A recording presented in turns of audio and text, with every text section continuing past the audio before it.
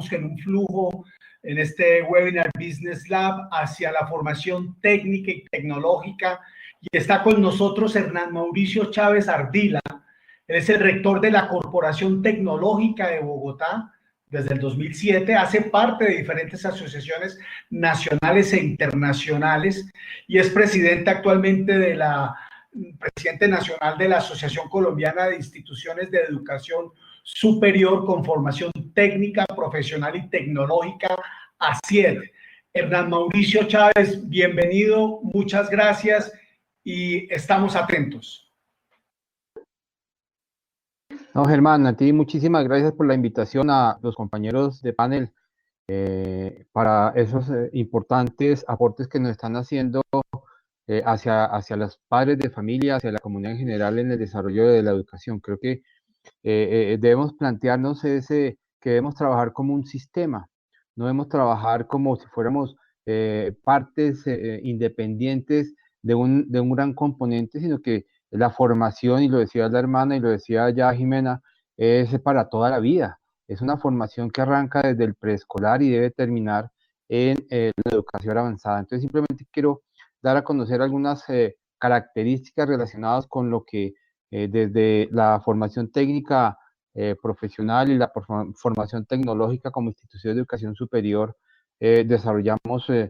con relación a esta nueva situación que estamos viviendo aquí. Allí tú ya lo has dicho, esas son las características que estoy desempeñando en este momento y que simplemente queremos trabajar desde el punto de vista de cuáles son las realidades que tenemos nosotros al día de hoy.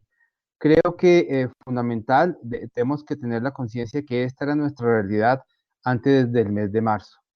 El primer elemento de foco se presentó el 6 de marzo, efectivamente aquí en Colombia. Entonces, antes de ese 6 de marzo nosotros desarrollamos nuestras actividades de manera grupal, teníamos estudiantes donde 25 estudiantes era el proceso normal, desarrollamos actividades de integración para nuestros estudiantes, actividades con diferentes momentos, desarrollamos participaciones en las instituciones y a su vez en las familias también desarrollamos estos espacios. Pero como digo, ese 6 de marzo se ha detectado el primer caso de COVID-19 en Colombia y la realidad empezó a cambiar. El 9 de marzo de 2020 se generó una circular conjunta, la número 11, entre el Ministerio de Educación Nacional y el Ministerio de Salud y Protección Social, en donde se le recomendaba a los rectores y diferentes entes del gobierno nacional y municipal que un primer protocolo de manejo y control de una infección respiratoria aguda, porque allí todavía no se ha planteado como el COVID-19 que estaba entrando ya en el país. El 11 de marzo ya se declara como una pandemia, y entonces aquí a nivel Colombia se empiezan a tomar otra serie de decisiones. Se genera una emergencia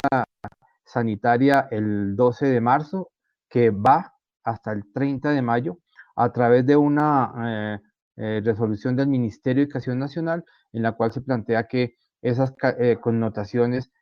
pueden continuar más allá de ese 30 de mayo como está planteado en este momento. Y entre ese 12 de marzo y el 17 de marzo se genera lo que es diferentes situaciones, diferentes conceptos, características para decretar una emergencia económica, social y ecológica que iría del 17 de marzo hasta el 15 de abril. Y ustedes en este momento, o todos debemos recordar en este momento que estamos viviendo una segunda emergencia económica, social y ecológica desde la semana pasada. Entonces, ese 17 de marzo empezamos a desarrollar otro tipo de actividades. ¿Qué hizo que esa emergencia sanitaria decretada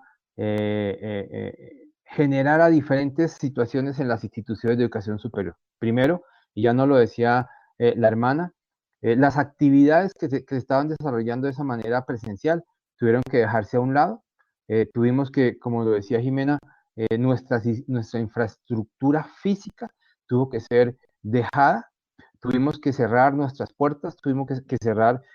nuestros espacios de aulas y de laboratorios y espacios prácticos para entrar a una actividad en donde el proceso académico y el proceso administrativo quedó suspendido. Eso nos llevó a que debíamos continuar nuestras actividades académicas, nuestras actividades administrativas y nuestras actividades financieras en beneficio de los desarrollos de los proyectos de vida que han sido confiados a nuestras instituciones, no solamente a los colegios, no solamente a las instituciones de educación superior, sino que aquellos que han querido avanzar en el mejoramiento de sus estilos de vida. Y eso hizo que empezáramos a desarrollar diferentes estratégicas para apoyar a esos estudiantes, garantizando la continuidad de sus actividades académicas, pero no solamente garantizando la continuidad, sino la continuidad con calidad de esa nueva experiencia que se estaba viviendo y que estábamos desarrollando allí, que era algo que más adelante vamos a ver novedoso para la mayoría de las instituciones, novedoso para la mayoría de las familias, novedoso para la mayoría de los estudiantes y que empezó a generar una movilidad diferente. Eso llevó a que se crearan contenidos digitales para cumplir ese apoyo a los estudiantes y cumplir a su vez ese compromiso que hemos adquirido con ellos en sus desarrollos de proyectos de vida. Involucrando a todo lo que era ese desarrollo al actor fundamental desde el punto de vista de quien ofrece y quien está en relación directa con el estudiante, que es el profesor. Entonces, ¿cómo debemos organizar las actividades de los profesores para que efectivamente se cumpla esas actividades que debemos desarrollar hacia los estudiantes? Lo decía la hermana también cuando hablaba de las plataformas. Teníamos que establecer cuál era la plataforma más adecuada para que el estudiante pudiera cumplir con sus objetivos de conocimiento, pero a su vez que el docente la pudiera manejar de una manera muy amigable y la interacción entre los dos fuera adecuada y no generara impacto, no generara lo que en este momento se está hablando de ese abandono de sesión que se está planteando pueda ser superior al 40-50% de estudiantes en la formación técnica, profesional, tecnológica y universitaria en la educación superior como tal. Se retomaron las actividades en muchas instituciones, una vez se pudieron establecer estos compromisos, una vez se pudieron evaluar estos momentos y a su vez, paralelamente a estas definiciones de carácter académico, se estaba definiendo los elementos de carácter administrativo, porque tienen que trabajar de manera conjunta. Entonces, una es la manera como el estudiante interactúa con su profesor, pero otra es la manera como el estudiante tiene que interactuar con su estructura administrativa de acuerdo a la institución a la cual está vinculada. Entonces, también tuvimos que hacer los ajustes desde el punto de vista administrativo para escoger la mejor manera de interactuar entre las instituciones, entre los funcionarios de las instituciones, entre los estudiantes y responder adecuadamente lo que eran esos procesos. Entonces, se definieron estas estrategias, pero hay que tener algo muy, muy, muy en cuenta, y es que esas estrategias se establecieron de una manera muy rápida también apoyados por el Ministerio de Educación, en el cual a través de la directiva número 2 generó una posibilidad de que las instituciones de educación superior articularan sus equipos de dirección a través de actividades remotas o a través de la realización de sesiones virtuales. Entonces allí fue cuando se empezó a trabajar cuál debería ser el mejor espacio de reunión, si era una plataforma, si era la otra, cuál era, y se definía. Para que posteriormente, a través de una nueva directiva que estaba generando el Ministerio de Educación Nacional, la directiva número 4, le permitió a las instituciones de educación superior, les dio el piso jurídico para que ustedes, o sea, todos debemos recordar que las instituciones de educación superior únicamente pueden ofrecer sus programas cuando tienen un registro calificado aprobado. Entonces, para que esos registros calificados que habían solicitado y estaban aprobados desde el punto de vista de la presencialidad, pudieran utilizar la virtualidad, pudieran utilizar las tecnologías de la información y la comunicación o pudieran utilizar la estrategia remota de conexión con sus estudiantes. Entonces allí el ministerio generó esa directiva en la cual le decía a las instituciones, ustedes pueden trabajar de manera remota con sus estudiantes sin ninguna posibilidad de impacto desde el punto de vista de afectación en sus registros calificados de afectación a sus estudiantes de la manera virtual hasta el 30 de mayo. O sea, esta estructura está establecida para que podamos acercarnos con nuestros estudiantes hasta el 30 de mayo. En esta situación que se está trabajando, es importante tener las definiciones para establecer si se podrá continuar o no se podrá continuar manejando. Pero hasta ahora, por lo menos hasta el 30 de mayo, está definido que se pueden utilizar estas estrategias. Y posteriormente, todas estas actividades y desarrollos terminaron en el aislamiento preventivo obligatorio. El aislamiento empezó el 22 de marzo. En este momento se ha dado una prórroga y hasta el 25 de mayo, o varias prórrogas, hasta el 25 de mayo tenemos la certeza que no se puede salir de las instituciones. Y desde el punto de vista de las instituciones de educación, sabemos que hasta el 30 de mayo muchas instituciones, o no muchas, sino todas las instituciones, no podremos realizar actividades presenciales, prácticas ni teóricas. Entonces, todo esto nos ha llevado a que fundamentalmente lo que se está trabajando es unos desarrollos y actividades, como lo decía la hermana, con una gran cantidad de legislación, con una gran cantidad de normas, con el propósito de proteger la salud del pueblo colombiano, ¿sí? Pero allí creo que entra a jugar muchos aspectos que hemos, desde ese 9 de mayo, 9 de marzo, perdón, donde se generó todo este proceso, desde donde se empezó a escuchar lo que se estaba presentando relacionado con qué hemos aprendido efectivamente de esta situación que estamos viviendo. Hemos aprendido, creo que, muchísimas cosas, entre esas que no estamos preparados para la normatividad que se ha generado, para los decretos legislativos, para las circulares, para las directivas, para la información que nos ha llegado, y hemos tenido que decantar muchísimo la información. No estamos preparados. Pero a su vez, ese no estar preparados ha hecho que utilicemos, lo decía Walter desde el punto de vista que los docentes empezaron a trabajar muchas herramientas, trabajaron a manejar muchos procesos que de pronto nunca habían conocido, muchas actividades que no habían desarrollado en beneficio de los estudiantes, aprovechando y entendiendo que la manera de acercarse con ellos era utilizar la manera remota, que en algunas instituciones que sí lo manejan como tal, lo que es la modalidad virtual, porque son eminentemente virtuales desde hace mucho tiempo, pues era un menor impacto para ellas, pero para otras cuya presencialidad era casi total, pues tenían que hacer esos ajustes.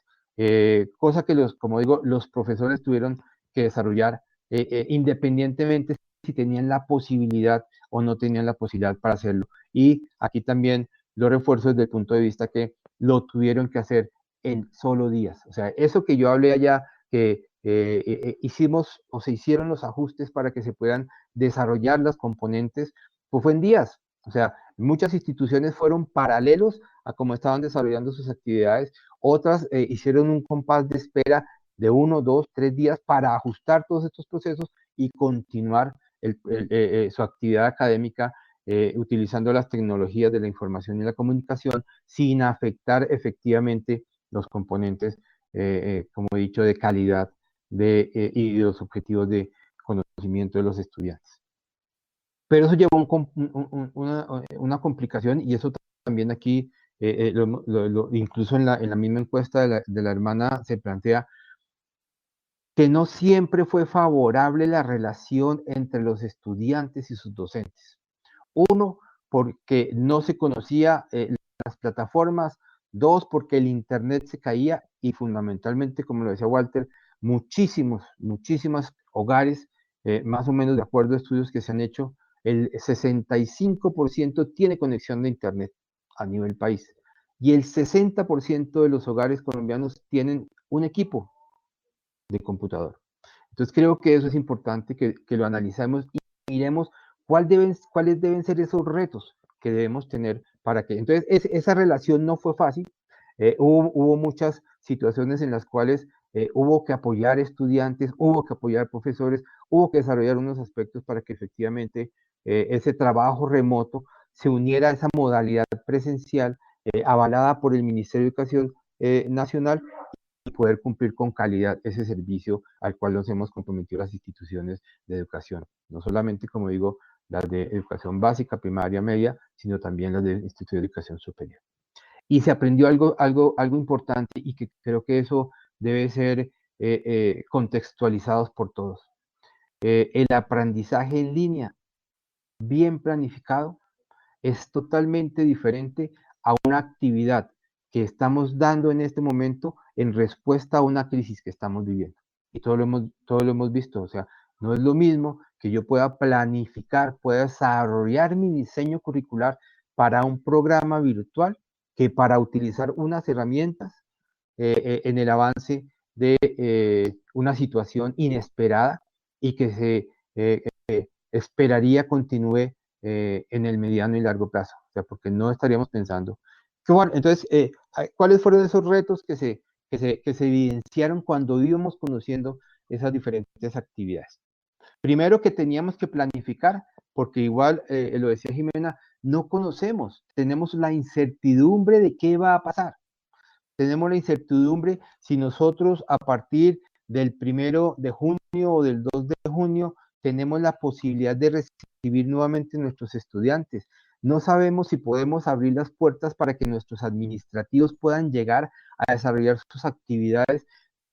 desde el punto de vista administrativo o cumplir con su actividad a la cual fue vinculado. Entonces tenemos que planificar eso, planificar, si no es el próximo trimestre, el próximo semestre, por lo menos sí planificar de manera inmediata lo que son las actividades que debemos utilizar, debemos desarrollar con la utilización de estas tecnologías de la información y comunicación para trabajar y avanzar allá. Debemos manejar, debemos pensar es cuál debería ser la mejor estrategia y herramienta con la cual yo debo comunicarme con el estudiante. Ya lo decía anteriormente, la posibilidad del Internet y la posibilidad de equipos no es significativamente alta para todos los hogares, pero el teléfono móvil sí es, incluso en la mayoría, no en la mayoría, en muchos hogares hay más de una línea y una sola persona puede tener más de una línea en este momento. Entonces, podemos nosotros articularnos para que lleguemos a través de esa conexión móvil o tenemos que seguir esperando a que el Internet,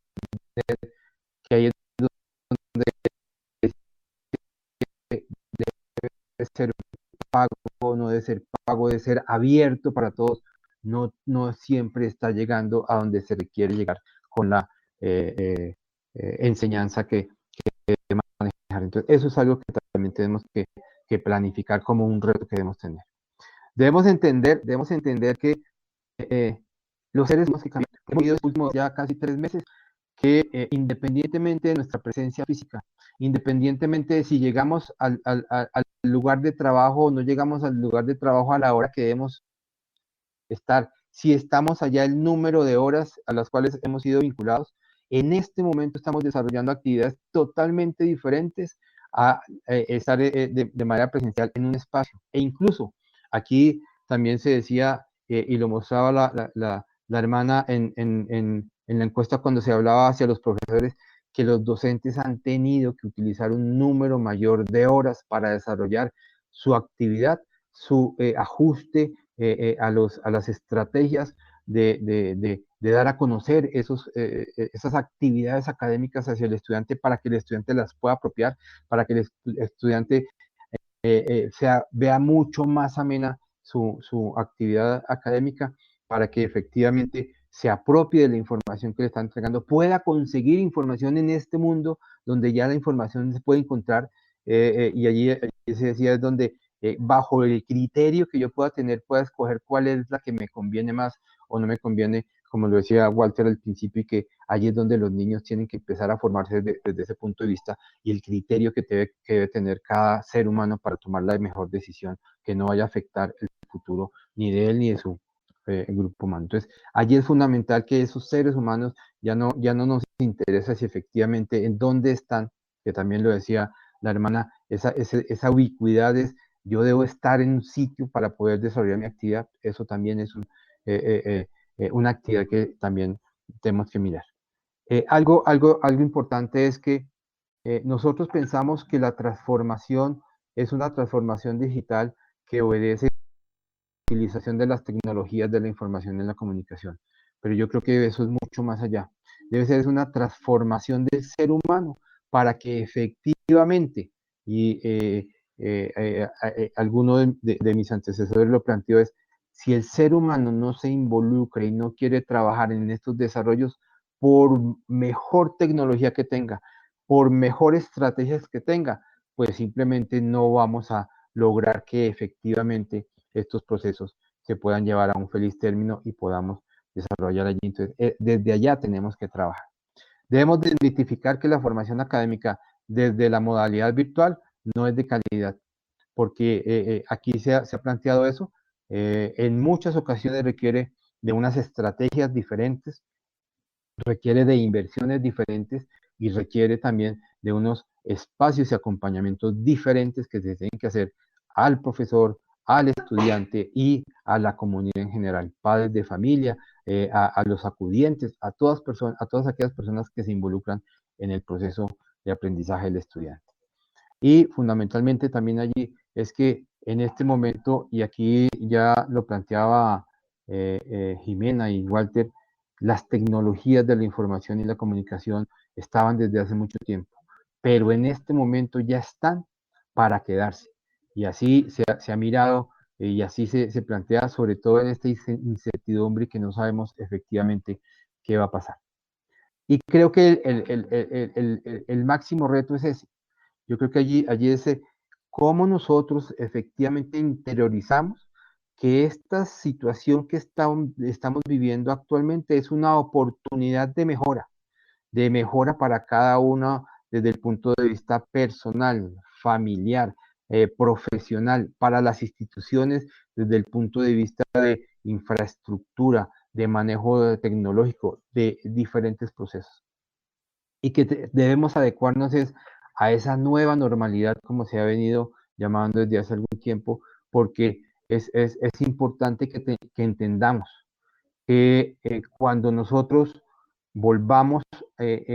a compartir de una manera diferente a como hoy lo estamos haciendo, no podremos llegar a compartir como lo veníamos haciendo del mes de marzo hacia atrás. Va a ser una nueva realidad que ya está, es una realidad que como lo hemos manifestado en diferentes espacios, mientras no tengamos una vacuna o mientras no tengamos alguna otra posibilidad, va a ser diferente a lo que estamos viviendo anteriormente.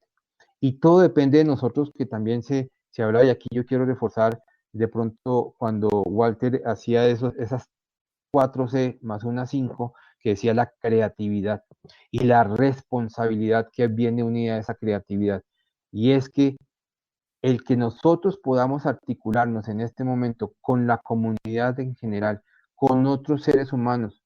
de manera diferente, no significa que ya hayamos superado la pandemia o que ya hayamos superado el virus. Significa es que ya tenemos las oportunidades de que nosotros, al quedar contagiados de una manera sintomática, no asintomática, ya tendremos un espacio en el cual nosotros podamos ir a que nos atiendan de una manera diferente. Pero si nosotros no somos y acudimos a esa responsabilidad que debemos manejar desde ya y desde antes, cuando tengamos la posibilidad de, aquí si no se extiende más, ese 26 de mayo, que el cuarentena o el aislamiento obligatorio preventivo se suspenda, aumentaremos los procesos y todo lo que se ha avanzado podemos ir hacia atrás. Entonces, simplemente quería dejar en consideración estos temas. Creo que es importante el reconocimiento que se le hace a los docentes por parte de nuestros compañeros, y nosotros también lo hacemos porque han sido fundamentales en esa articulación, y de los estudiantes, que también no estábamos preparados para recibir estas cantidades de cambios, pero sí es importante que ese reto de no estar preparados lo cambiemos en el inmediato para que ya no sea un reto, ya no sea, sino que sea una normalidad en el cual podamos articularnos de una manera diferente. Yo dejo ahí, agradezco la participación, como lo he dicho, agradezco a los compañeros de mesa el poder compartir estas consideraciones con las personas que nos están acompañando también en este webinar y pues Germán, quedamos ya a disposición tuya. Muchas gracias, Hernán Mauricio Chávez Ardila, de la Corporación Tecnológica de Bogotá.